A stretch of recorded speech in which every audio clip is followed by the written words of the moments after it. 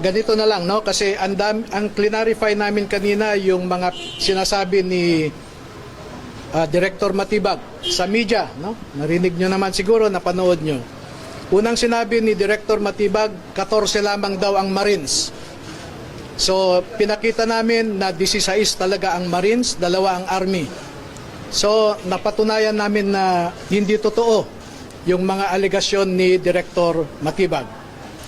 Pangalawa, yung sinasabi niyang isang general daw, class 75 ng PMA, ang nag-recruit sa kanila.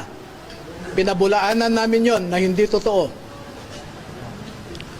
Number 3, ang sinasabi ni Director Matibag, nagpirma lamang ang mga ito dahil meron silang economic problems, no? Economic reasons daw.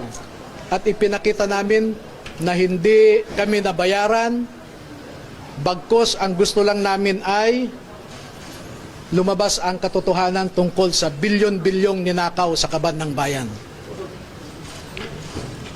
Yung flight detail na sinasabi po ninyo, ang sabi ni Director Matibag, sa 2023 to 2025, di ba sinabi niya, ay wala daw eroplano ng air taxi pumuntang Ilocos. Kinaligtaan niya yung 2022. Bakit ba 23 to 25 lang ang sinasabi niya?